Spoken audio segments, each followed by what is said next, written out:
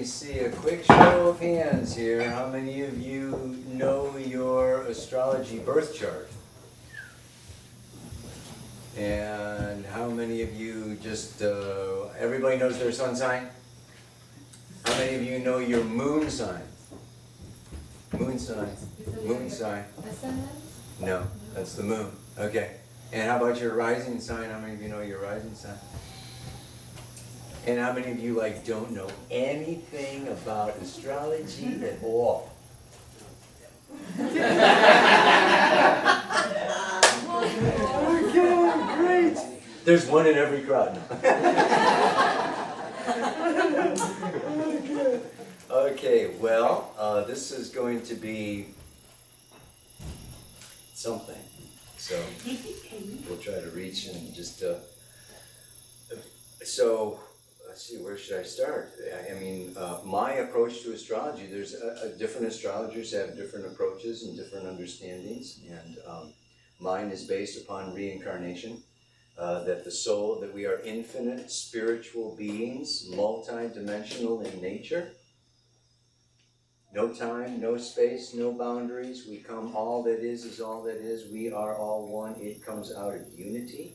And out of that, an individual soul decides to have a third-dimensional physical earth experience. So out of the void or out of the totality comes an individuated soul down and says, I want that DNA and that DNA.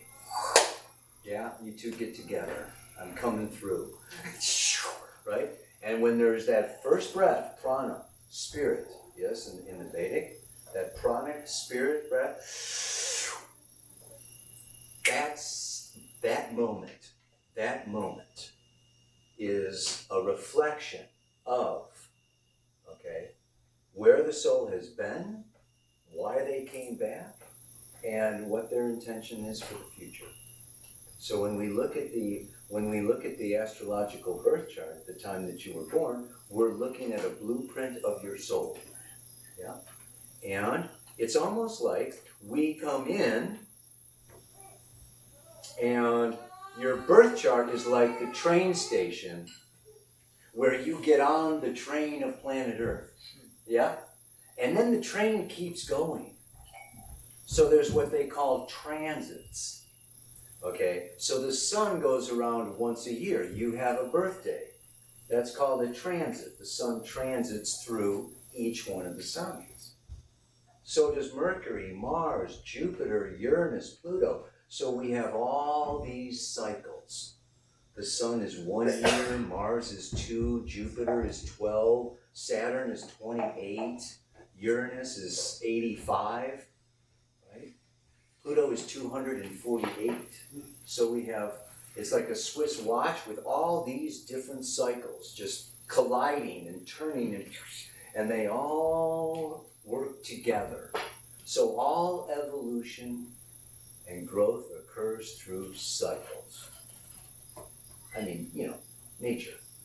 We're all gardeners here, right? So you have spring, winter, summer, fall, and there is a progression. And we're going to go right around the zodiac, and we're going to look at this progression. And you can understand at least maybe where your sun sign is, if you know your sun sign. And of course, if you know more, then you'll know more. And then I'm going to put down where all the transiting planets are right now. And we will talk about where things are happening for the, where the train's going. Yeah? I call it like surfing. So it's not about predicting the future. And it's not that the planets are doing anything to us. That is Newtonian physics. We're working with quantum physics. We live in a field, and every part of that field reflects the other part of that field. So the planets are reflecting what's going on here. They're not causing it. Yeah. So that we want to put those ideas aside. Yeah. So the sun, the springtime, it's not like the sun makes spring. right? The seasons change as a result of many, many, many different factors. So, it all starts with the 12 mystery schools. Yes, the sacred number of 12. 12 tribes of Abraham, 12 hours in a day, 24 hours in a day, 12 months in a year. 12 is all over the place, yeah? And it's 3 times 4. So there are 4 elements: fire, earth, air, and water. So here, if you can see them, if it's light enough, here's Aries. This is fire, it's red, right? I've got Leo here is fire, it's red. Sagittarius over here is fire, it's red. And then Earth, Taurus, Virgo, and Capricorn. Maybe we should have a show of hands. Yes. And let's have air, Gemini, Libra, Aquarius, and then some water, Cancer, blue, Scorpio, I could tell, and Pisces. Okay. Only I say Pisces is not really water. It's ether. We're going to talk a lot about Pisces tonight because it's very, very powerful. And the sun is going through Pisces right now, especially. And it makes it even more special. But anyway, what we want to look at is, let's start with this Pisces, because Pisces is the 12th sign of the zodiac. The Alpha and the Omega, the beginning and the end, the infinite potential of spirit, out of which any single desire, any impulse, any evolutionary need emerges out of Pisces. The dream, those dreams, music, magic, mysticism, ashrams, monasteries, dance, ecstatic dance, where there's no laws, no rules, no boundaries, no time. Wow! It's a trip. And Pisces like to trip. If it ain't one trip, it's another. And so, yes, out of this trip emerges Aries. Yeah? Cardinal fire. Impulse, animal, start, charge, go, begin, instinct, just raw, just come on, come on, step on the gas, and then out of that Aries, right, it's the first sign of the zodiac, then it grounds into fixed earth, Taurus. The bull, you stop right here. That's where you stop. Because I ain't changing and I ain't moving. I'm right here on my soft couch. So, this is Taurus, fixed. Yes, ruled by Venus, self-love. Okay, and it's the Garden of Eden. It's opposite to hell over there, Scorpio. Yeah, see, it's all polarities going on with all of this, right? And we balance this. Aries is all like, I, me, my, yeah, ooh, ah. And then Libra's partnership, relationship. What can I do for you, dear?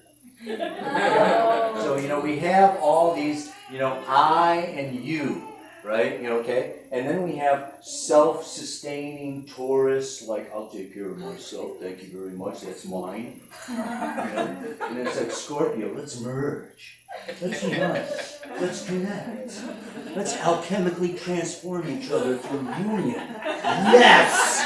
Right? So, we need both of these, right? And the thing is that right here is the balance, right? Of all these polarities. Yeah, this is where it really happens. Yeah. So let's move on to Gemini then. So, it's like this, the impulse comes and it, the plane lands or the plane crashes and Taurus goes, okay, I'm alive. And then Gemini goes, let's look around. What's going on around here? We got neighbors. Are they friendly neighbors? Are they happy? Let's start up with some conversations. And does my phone work? Yeah. So this air signs are about conversation. They're about thought. They're about thinking. They're about really understanding, study. Gemini is the curious. Curiosity killed the cat.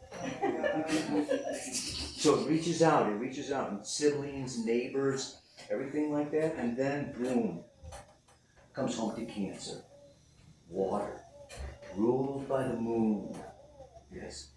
So this water, intuitive, sensitive, changing, like the crashing surf of the waves on the beach, up and down, back and forth. Yeah. And so Cancer is seeking, this is the security axis, emotional security, and Capricorn is physical, financial security. Yeah. So they both, we want to have both, don't we? So a home and an office, right? It's the inner child and the mother.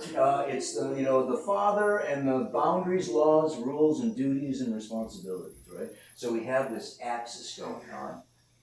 And so this inner child then gives birth, right, to the individual. I like to, Leo's like the teenager. Hey, everybody, right? Yeah. So this is games, fun, romance, playing, risk-taking, coming out of the womb, into the world with my own special purpose. So this is kind of unconscious. Leo is the birth of self-conscious. Yeah, very self-conscious, very much, afraid of rejection, wanting applause and attention and fun and play. Yeah. And it's like, it's the king and the queen, the lion and the lioness, but then you reach that certain peak, and then it shifts into Virgo. Virgo humbles the king and the queen. Yes? Because Virgo wants to purge, purify, perfect. Whatever that creative genius came up with, Virgo wants to make sure that everybody else is going to need it and want it and accept it. So this Virgo is analyzing and categorizing, purging, purifying, doing the yoga, doing the nutrition, doing the exercise, getting it all together, right? And so it's the sixth sign. You can see this is all below the natural horoscope. And this Virgo is like between the self-consciousness and partnership. I call this the initiation axis. Yeah? This is where the self gets initiated into partnership. Yeah? And then, of course, Libra. Another air sign. These air signs are all about intellect, communication, beauty, visual arts, bringing balance and peace and justice, balancing these scales of relationship, right? So that, there's equality and fraternity, and there's, nonviolent communication versus Aries, who doesn't care about nonviolent communication. That's because you are more than your sun sign. Thank you for reminding me. Okay? We are all of these. Okay? We're all of these in different, according to our soul intention. We've put the sun here, but we got the moon and Venus and Mars and Jupiter. So we are all of these spread out in different ways. Yeah? So you could have some other stuff going on there. Yeah. And after the Libra, so Libra is cardinal there, it initiates relationship. And then Scorpio confirms, solidifies, that deep. Yes? So this is the fixed water. It runs deep. This is the shamanism, this is the psychology, this is the, going deep into the mysteries of life and death and the occult and the taboo and what's evil and what's not evil. And let's get intense about all of it, okay? If it's not intense, I'm not alive, it's like, this is Scorpio, right? And it's kind of the death. It's the death of what? It's the death of self-consciousness to give birth to transcendent social consciousness. Yeah? So we have kind of like instinctive unconscious, self-conscious, and then we have the social consciousness. We come to Sagittarius. Gemini is the left brain, Mercury, and Sagittarius is the right brain, intuition. I just know. I don't need to study. I just know.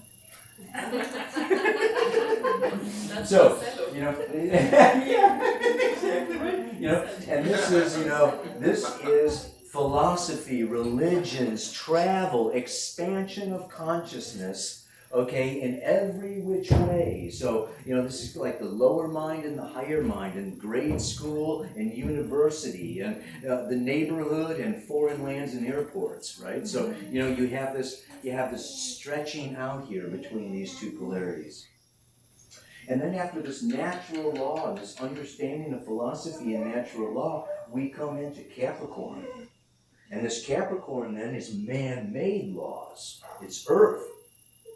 Boundaries, laws, order, structure, responsibilities, get the job done. Future generations, grow up, would you?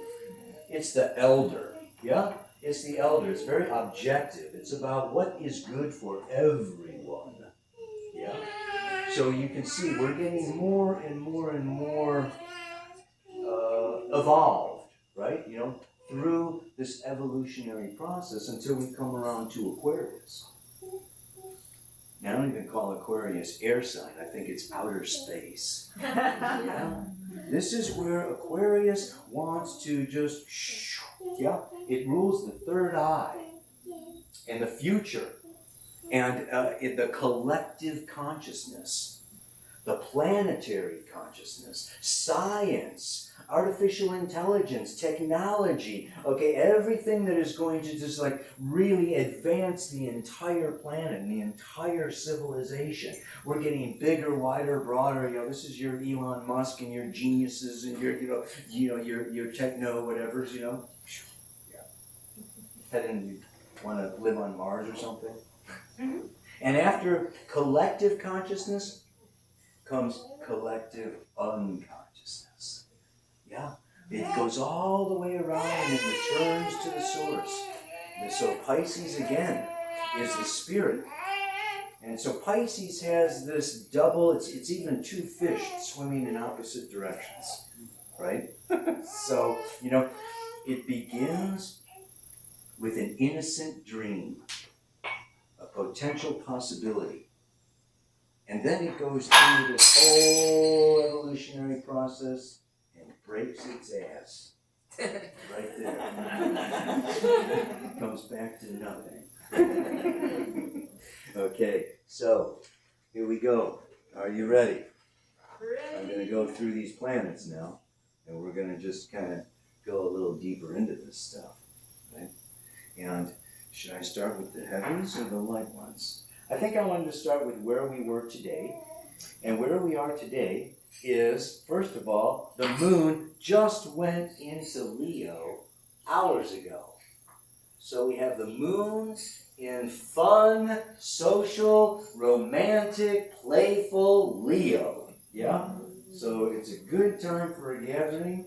I said that I wanted to do this tonight because probably the big thing is that we have Neptune here in Pisces, and today we have the sun right lined up in alignment.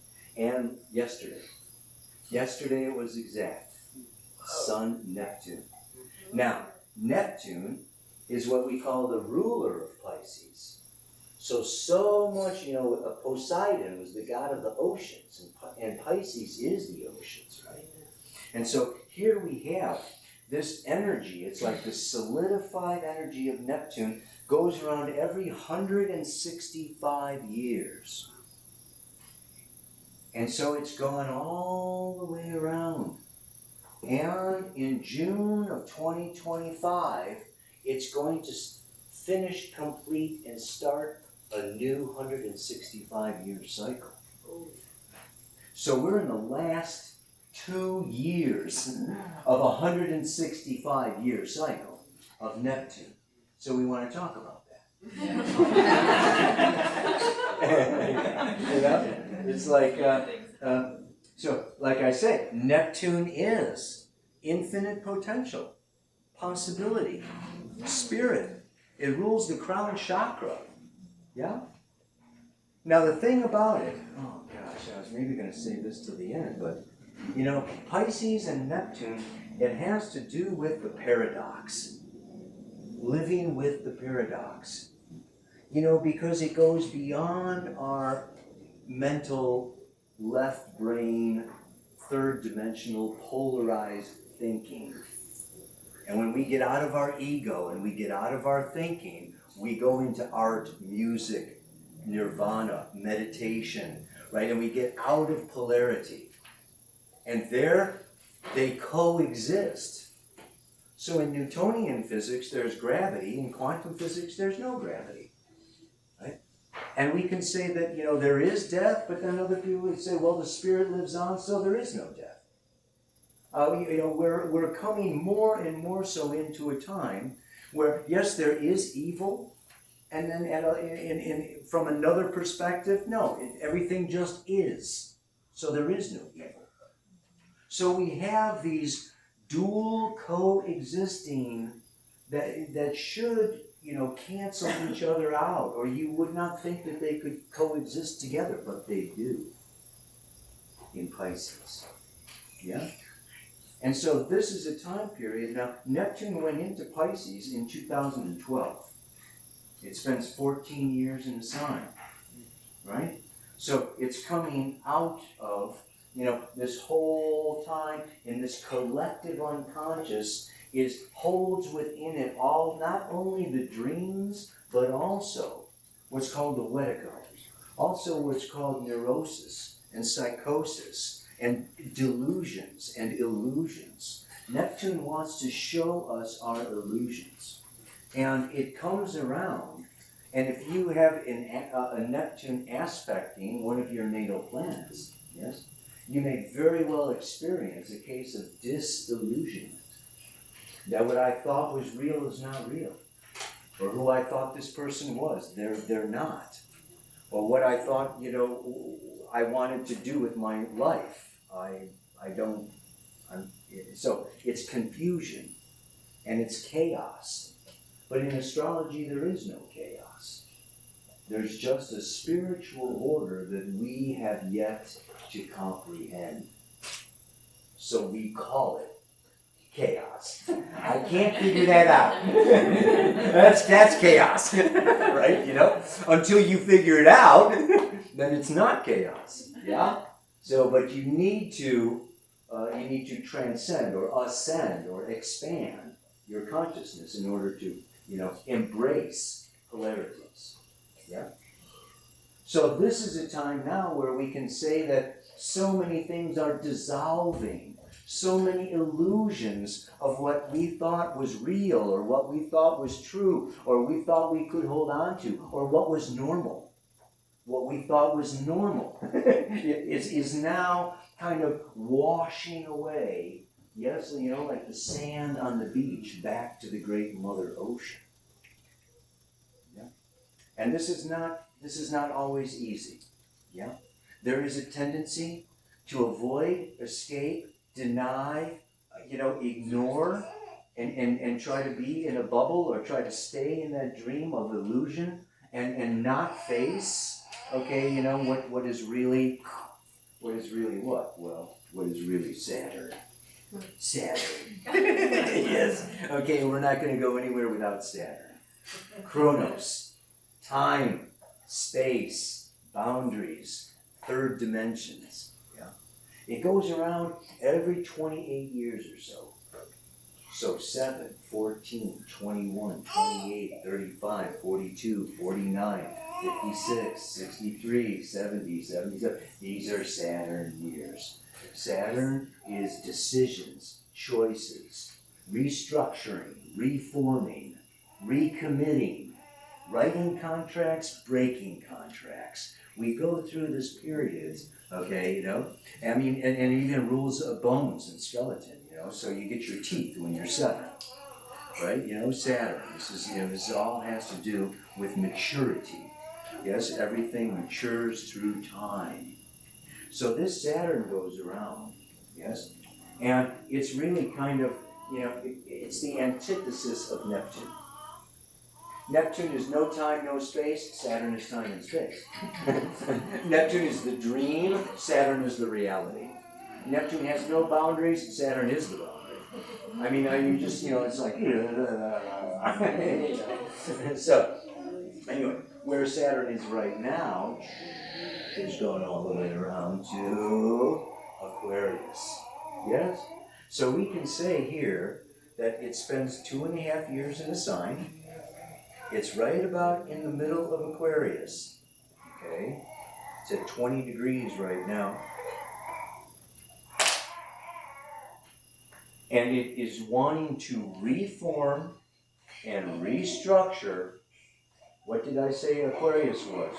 Collective consciousness, society. And Saturn is separation. Here we have social distancing. That began when Saturn entered Aquarius in 2020. Yeah, there was a Jupiter-Saturn conjunction in 2020, right? That just came together. They both entered Aquarius, and we have a restructuring of society. We have a reforming, right? And it happens through separation, through breaking old contracts, and wanting to form a new future, a new world order, the Great Reset. Yeah, so this is just like so reflective of course, what is going on here. That is what we're, really working with so much in astrology. The thing that is going on also, though, with this Saturn is, and all through 2021, if we want to get a little more specific here, we have to discuss the planet Uranus. Yeah, Uranus is the human lifespan of 85 years. It changes signs every 7 years. It's actually the ruler of Aquarius. I like it because it's the Starship Enterprise. And if you were here last time, I talked about Uranus going into Taurus. And I said, you know what, all you Taurians that don't like to change, guess what? You're going to get a kick in the butt. Yeah, the hairdryer in the bathtub. This is Uranus. It rules the nervous system, electronics, the future, science, technology, everything with Aquarius. And it goes around and it shifts. And it is what Carl Jung called the process of individuation. I am unique. I am a rebel. I'm a revolutionary. I step outside the known, the conventional, the normal, because I am going to expand and boldly go where no one has gone before. Yeah? This is Uranus. Yeah? And it comes around, of course, where? It squares at 21, opposes at 42, squares at 63, and returns to where it was at 84, 85. These are huge turning points in the life. The 42 is called the midlife transition. So, what we have here happening is, yeah? They have to do with liberation, right? At 21, you're liberated. At 42, you want to get liberated again. Yeah. Only it's maybe a little harder. You're a little deeper in by then. Okay, so anyway, so it spends 7 years in a sign, right? Uranus goes around every, 84 divided by 12 is 7. So, it went in 2018. It came into Taurus, 19, 20, 21, and it's just about at 12, 13, 14 degrees here in Taurus right now. Okay? So what we have is revolutionary ideas. And I meant to say, it's the personal unconscious. And very often the personal unconscious is projected. I'm unconscious of it myself, so I project it onto the world around me. And like I say oftentimes, you either are a force of change or you are forced to change. Uranus is change and is inevitable.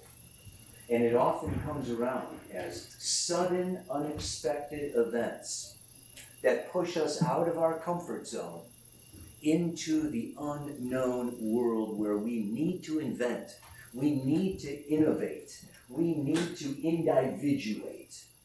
Yeah? So it is, it's like, okay, surprise. It's going through Taurus, which is banks, money, crypto, supply chains, resources, food, right? Taurus is, this is the earth, this is self-sufficiency. Yeah? So Uranus is spending 7 years going through this sign of Taurus, which it did 85 years ago. Right? I mean, this isn't the first time. But here's the thing, is that it is what? It is 30, 60, 90 degrees away from Saturn. This is called a square. Yeah? Take a circle divided by 4, it's 90 degrees. And that square is like a box. Yes? It's like, you know what? Saturn can't do what it wants to do in Aquarius, while Uranus is doing what it wants to do in Taurus. So we have a problem here. Yeah? There is a problem. And it creates tension. It creates anxiety. This is going on all through 2021. Yeah? And that, that pull between. Uranus is, the liberal, unconventional, progressive. Saturn is your conservative, cautious, mainstream, whatever you want to call it. Yeah? So, Saturn is, moving through, attempting to create laws, rules, and boundaries having to do with society. And Uranus is over here, get lost, forget it. I'm going to EcoVilla. We'll grow our own food, screw you. There is this, and of course we can see it very obviously around the globe. Those that are for the vaccine, those that are against the vaccine, those that are rebelling, those that are conforming, those that are not wearing masks, those that are wearing masks, those that are listening, those that are not listening. I mean, you just kind of get this, the mainstream media, the alternative media, regular banks, okay, stock market, and investment, cryptocurrency. I mean, you get all of this kind of thing going on here. And Uranus through here, of course, like I said, he is the mother of invention. It's Prometheus, the light bearer. Yeah? Stole fire from the gods to illuminate humanity. Yes? So this Promethean, Uranian character is all about invention. Invention. We will find new ways. It's like, okay, if you're going to censor the internet, we will come out with Web 3, right? The blockchain, okay, where it's not centralized and you're not going to censor it. So, this is all kinds of, what is it? Necessity is the mother of invention. Yeah. So there is a lot of new systems, new potentials, new possibilities emerging. In fact, they have to emerge in order for us to remain in this place of becoming self-sufficient. Yeah. And I'll tell you where it all, so many of these things kind of began, and that, of course, is with our good old friend Pluto, Shiva, Kali, the force of evolution. You can see he's got his hands up. I give up. He goes around every 248 years. The slowest moving. Well, no,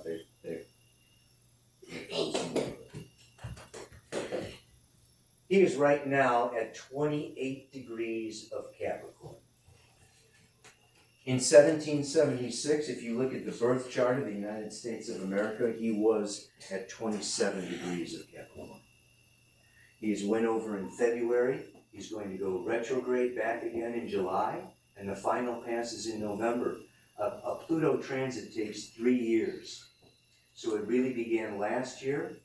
It's full on this year, and the ripple effect is going to go into next year. Yeah. So Pluto spends, it came into Capricorn, physical financial security, in 2008. We may remember 2008. Yeah. This force of evolution now has been coming around to change and transform, die and resurrect the world order, the structure, the financial systems, the governments, the external authority figures, the billionaires, the corporate CEOs, and he's just about done. He's going into Aquarius at first in 2023 and finally in 2024. Next March, Pluto is going to leave Capricorn and go into Aquarius. Now, when I give you these 3 dates, that's the thing. It's like, here's the sun, right? Mm-hmm. And so when the Earth comes around, okay, all the planets are always going forward, but like when you pass a car on the freeway, it looks like it's going backwards. That's called a retrograde. But then when the Earth moves around to this other place, then it starts to go direct again. So a lot of times the astrologer will give you 3 dates. When it first enters Aquarius, and then it goes retrograde back into Capricorn, and then it goes forward again back into Aquarius the final time. This happens with Mercury and Saturn and all the different planets, all the retrograde except for the Moon. So this 3-year transition now is that we're really working with the culmination not only of what has occurred since 2008, but also what has occurred since 1776, since the last time that Pluto came through Capricorn. So we have a changing world order, and it goes right along with Pluto around every 250 years. Before the United States, it was England. And England lasted for 250 years. Before England, it was the Dutch. And the Dutch lasted for 250 years. I have this whole video on my website about this, the cycles, the rise and fall of. And this, of course, affects what? Well, the US dollar is the world currency. Yeah? And so the world currency, and part of the rise of the United States was that it was determined that the US dollar would be the world currency. And if that shifts, of course, and it can shift, that will totally impact the United States in a very big way.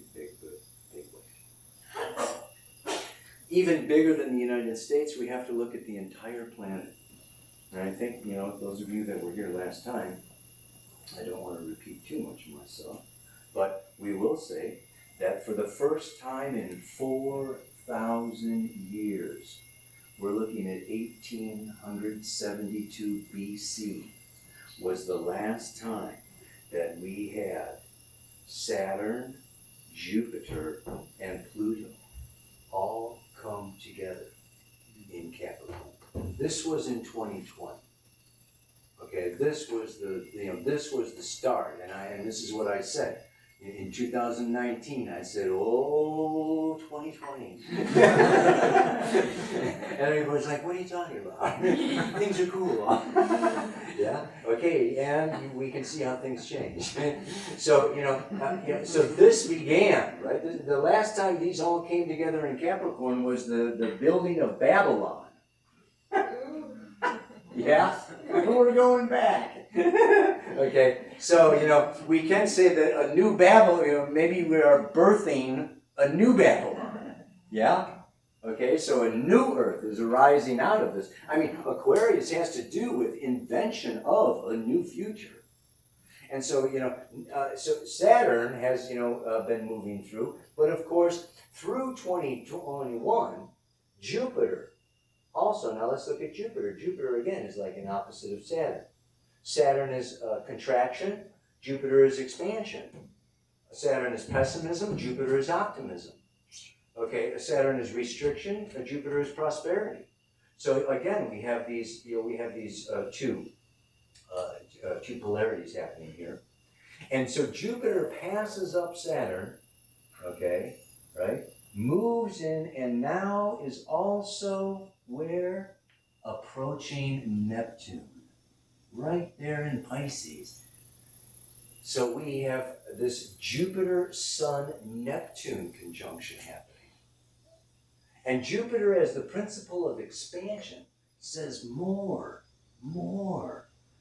spirit, more love, more music, more letting go, more surrendering, more meditating, more ecstatic dancing. I mean, it wants to really enter the spiritual world. This is very beautiful. Now, the downside of that, of course, is, there can be too much. Jupiter, the only problem with Jupiter is there can be too much. And so that can also be too many. The thing about Pisces and Neptune rules the boundaries, which is also our immune system. So we have had these autoimmune disorders, okay, since, as Neptune comes through Pisces, we're all getting more sensitive. Physically, emotionally, mentally, spiritually, psychically. And it's easier to get overwhelmed. It's easier to feel just kind of because you're feeling more than you ever felt before. And it's just like, it's too much, I want to go to the river. Shh, I need some water. I want to go to the playa. Yeah, so this, this is this pulling out, this pulling away, right? This escaping, through drugs, alcohol, all forms of addictions, movies, Netflix, screens, and Telegram, and YouTube, wherever. But, this is all about, our tendency as human beings. Let's look at it, just the nature of addictions. I say we're all addicted to something. When we're born, they cut the cord, we take that breath, and there's a void. There's an emptiness. There's a longing. And we choose to fill that emptiness with something. It can be books, it can be work, it can be sex, drugs, and rock and roll, right? There are socially acceptable addictions, and there's socially unacceptable addictions. Yes, I'm Scorpio. And so, so we have one way or the other. Okay, there is this longing for, basically Pisces is a return to the source that created us. A longing to return to the source that created us. And this can be done through so many different ways, Kundalini yoga, breath work, shamanism, ayahuasca, there's so many different, pathways or portals, right, into these multi-dimensional spiritual worlds. And they all open up the heart, singing, right? It's so nifty, so beautiful, right?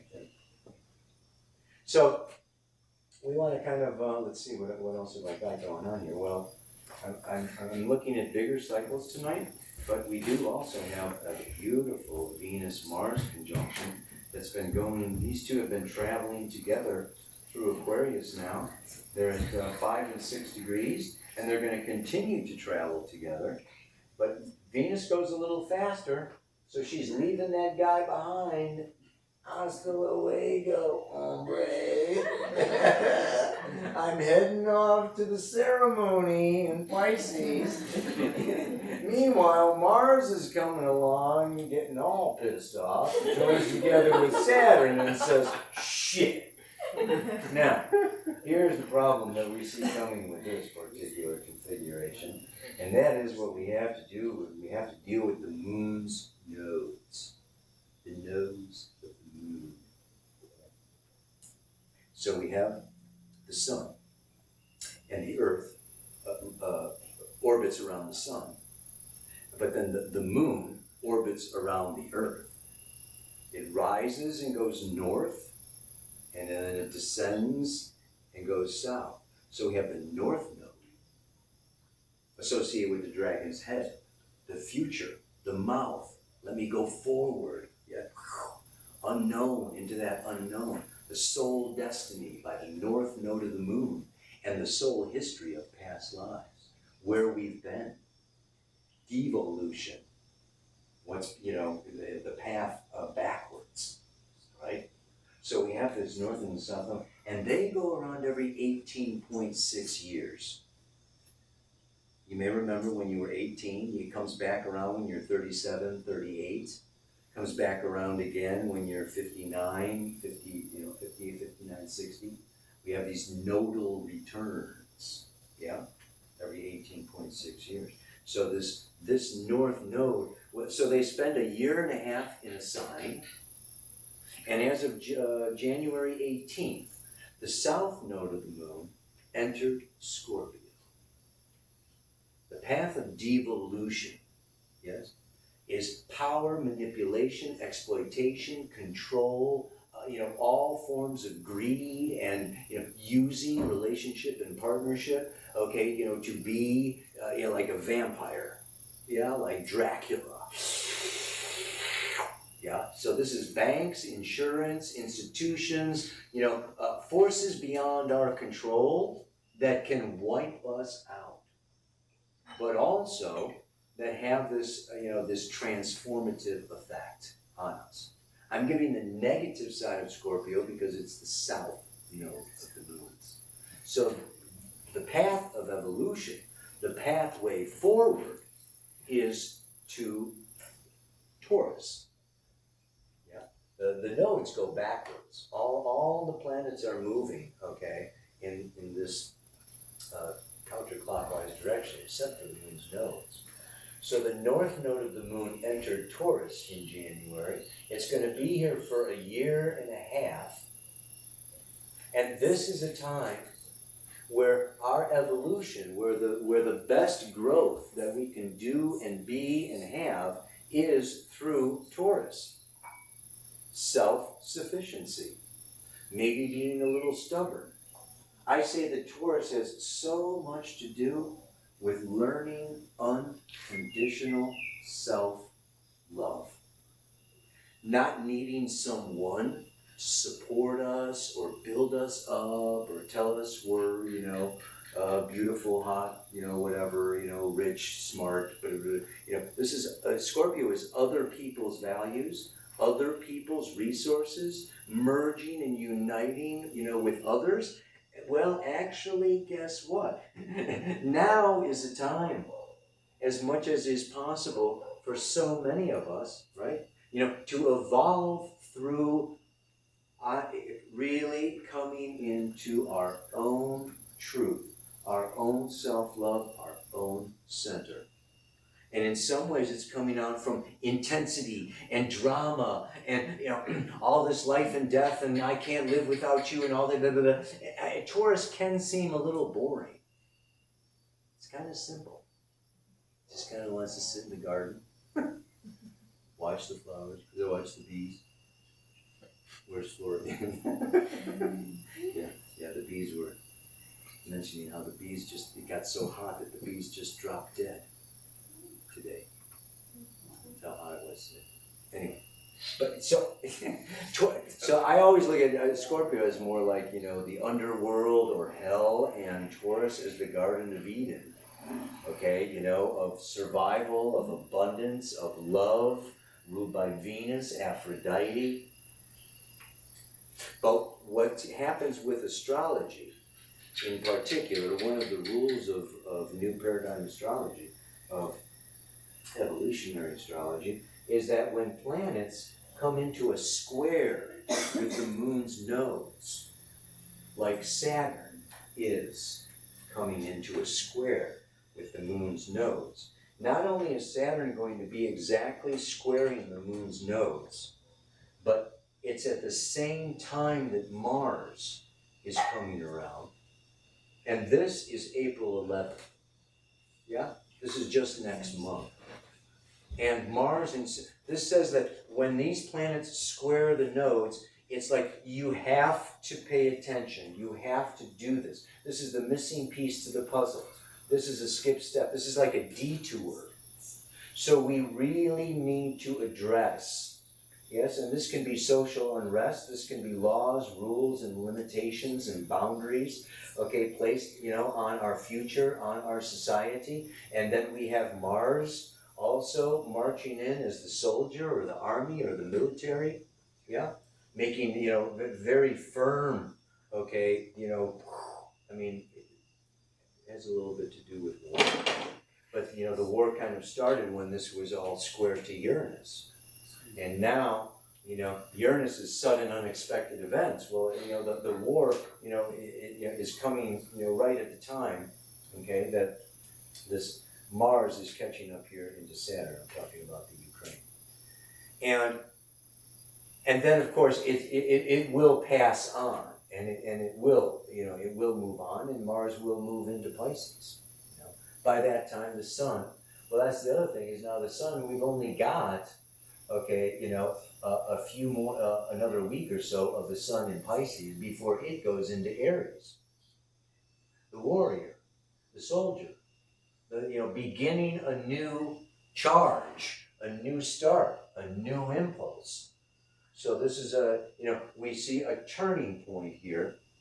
Like I say, we're coming through a long finishing close. You can see here that, Pluto, Saturn, Jupiter, Neptune, they're all in the final closing stages. The last three signs, Capricorn, Aquarius, Pisces. So this is showing us, that yes, things are really coming to a close. They're coming to an end. And there is that space. And it's sacred space. That sacred space out of which a new dream is birthed. Right? And there is this sense that the longer that you stay in the void, the longer you are able to. Pisces is about surrender, allow, accept, move into a state of awe and wonder at what is magical, and have grace, right? And redemption.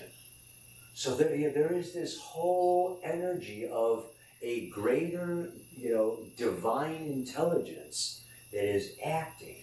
And as we surrender our egos and surrender our goals or our plans or our needs and desires, and we place them on the altar, or we place them, in the hands of the divine, the longer you can stay there,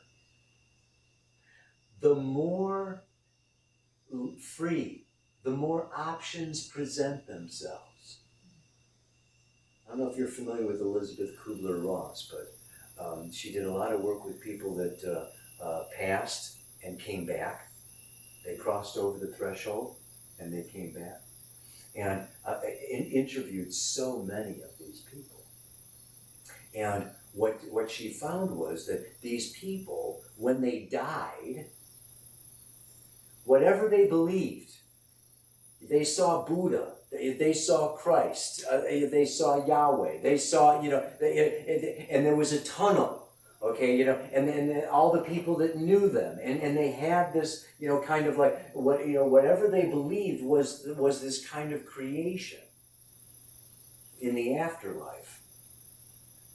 But there was also this space where they could wait, stop, be still, let go of everyone and every future and as they let go of this longing or this need or this belief or this, and actually stayed in that void, then, okay, then all these other pathways and all these opportunities and everything opened up more and more and more.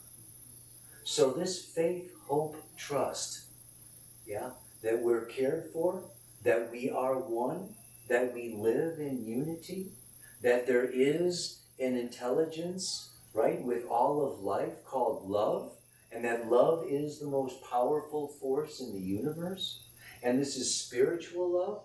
You see, Venus is the lower octave of Neptune. Venus is personal love, okay? And it has more to do with personal relationships and possessions and, ownership and everything that we, desire and luxury and indulgence. But Neptune is the higher octave of Venus.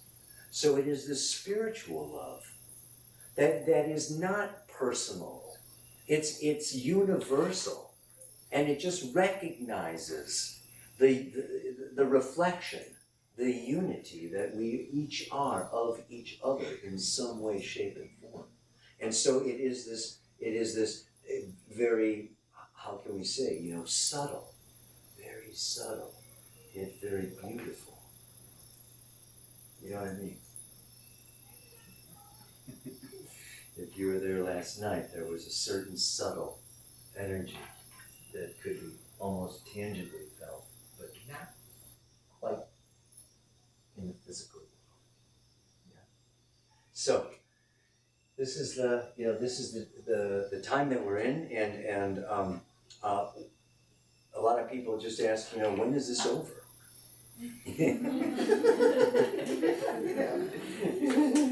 Of course, the answer is never, but we can say that there is, this square. Okay, this challenging situation is going to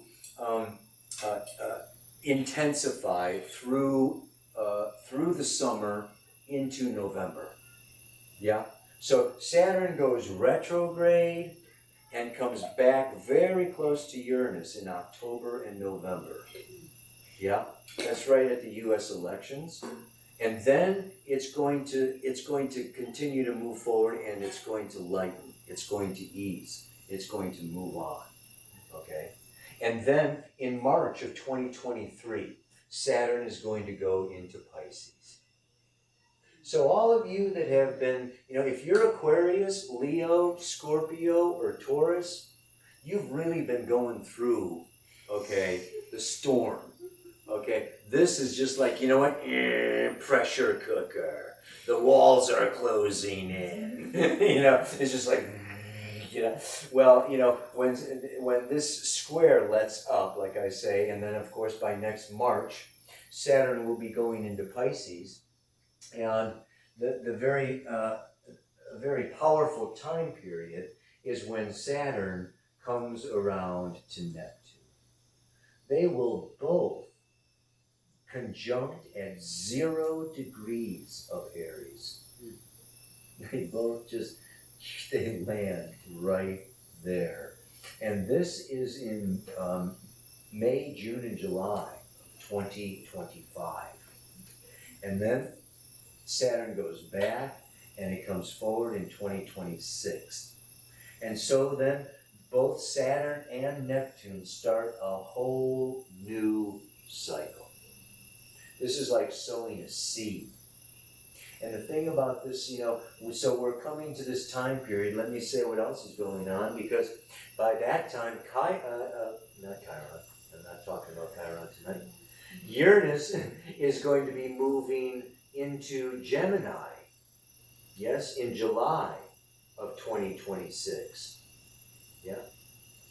And Pluto will have moved into Aquarius.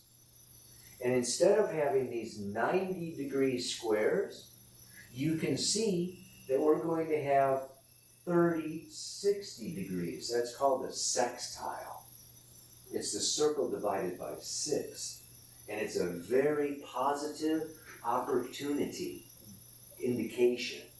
And then we have from here 3060 to Uranus. So we have a sextile here between Uranus, Saturn, Neptune, and Saturn, Neptune, and Pluto. Not only that, but then in 2026, Uranus comes into a beautiful 120-degree trine. Yes, the Trinity, the triangle, the circle divided by 3, like the pyramids, right? A very supportive, flourishing, nourishing energy between the change and innovation. I mean, things are going to even speed up faster than they are now. When Uranus goes into Gemini for 7 years, there is going to be so much tech, so much discovery, so many, whether it's drones, robotics, space,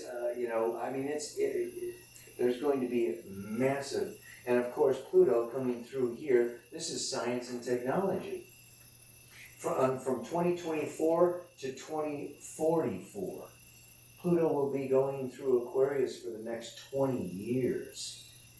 This is a death and a rebirth of our entire planetary consciousness and our social systems, the United Nations, World Health, anything that is worldly or global, corporations or governments.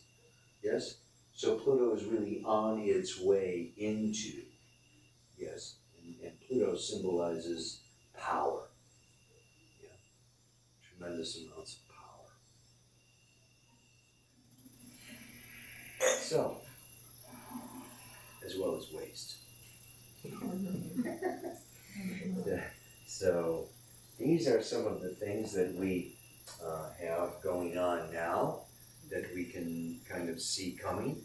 And of course, if you laid where these are onto your own personal birth chart, then you could, of course, see where and when and what is being triggered and, get the most advantage out of it personally. So some of you, of course, you may respond more to, what I was discussing here with this Neptune and Jupiter. If you, have been, the thing that's really been going on, I could almost give birthdays for this, but, Neptune is confusion. So, Pisces, Virgo, Gemini, and Sagittarius, as the later degrees particularly, is going through a time where it's like, oh boy. Or the other aspect of Pisces and Neptune is passivity. Whatever. I don't feel like getting out of bed. I don't feel like going to work. I just want to bang on these drums all day. So there is this kind of like this passive acceptance of whatever, right? The throwing up of the hands can also be like, I just really don't know, what to do, and I'm not feeling really, motivated to do anything. So, like I say, it depends a little bit upon your own personal chart, but that is a little bit of what's going on. And of course, we could talk more, or if anyone has additions or comments or questions or anything that I didn't go into and you'd like me to, now would be a good time for doing that. Thank you so much. Thank you. Thank you. So magical. I have a question. Yeah. What should we be investing in right now? Yeah. Real estate. Yeah, grounded. I would also say that the crypto, Uranus going through Taurus is like sudden, unpredictable ups and downs and ups and downs and ups and downs. So it's going to be unstable, but I kind of see, this is gold and silver and crypto and real estate is where, and I would also suggest that as much as we can, we take our money out of the big guys, out of the big banks, and out of the big corporations, and stop supporting the machine. right? You know, and because Taurus is very personal, very close to home, very, you know, tangible, that I can, you know, that I can hug every day. Get some silver and you can just, you know, immediately.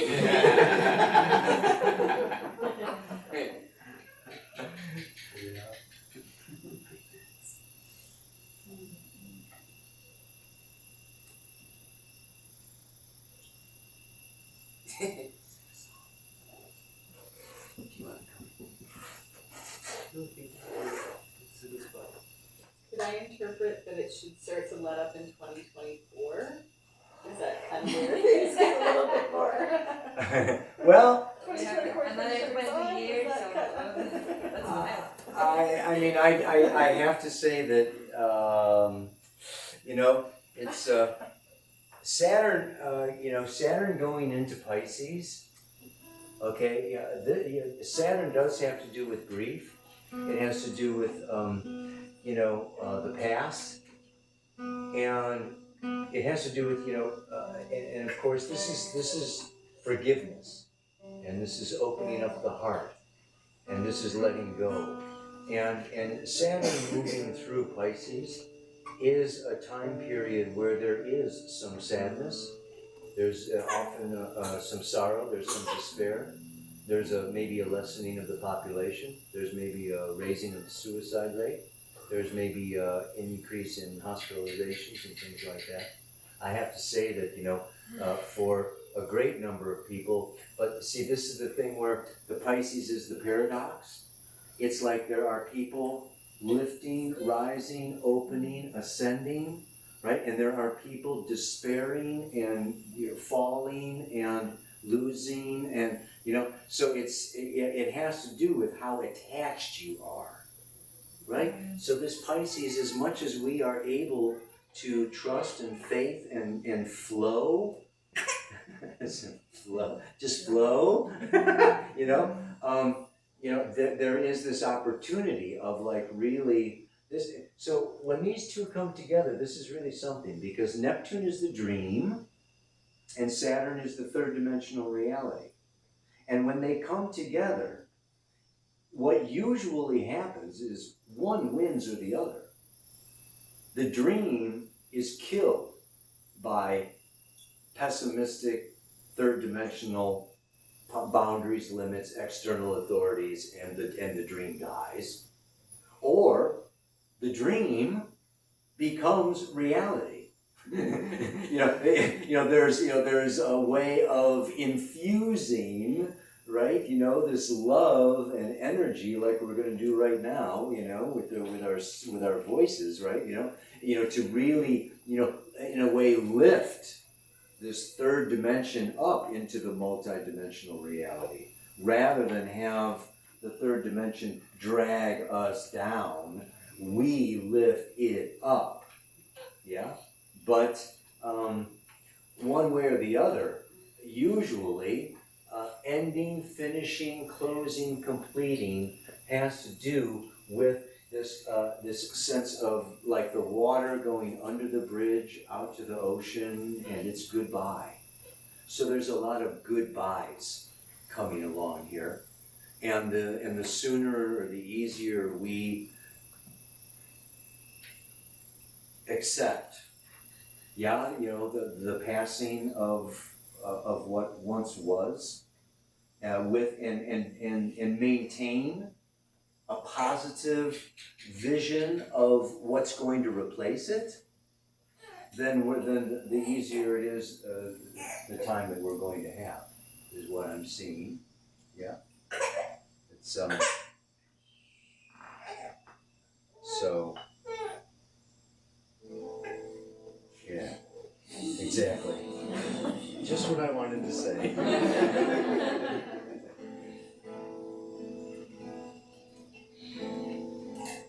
So the stars decided I'm going to stay another 2 days. I was supposed to be in Mexico by now.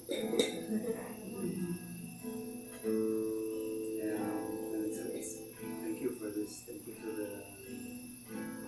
this angle of clarity and what's going on. It has been a lot. notice what you concluded with the dream and reality, and who's gonna affect who.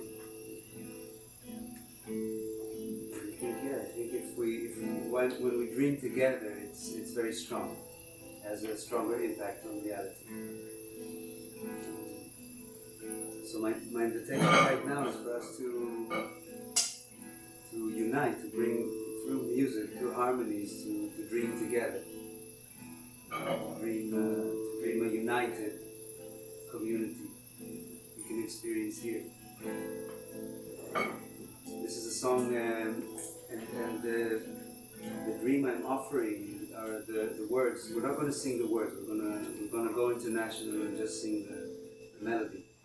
But the words are in Hebrew. It's an Hebrew prayer. It says, "Come back, my soul, to the place where you can rest, because God has already repaid for everything you've done. And even if you walk in the valley of shadow of death, you will be rescued. Trust. So come back to the place where you can rest in the now, rest in yourself. Try and find this intention when you sing this together."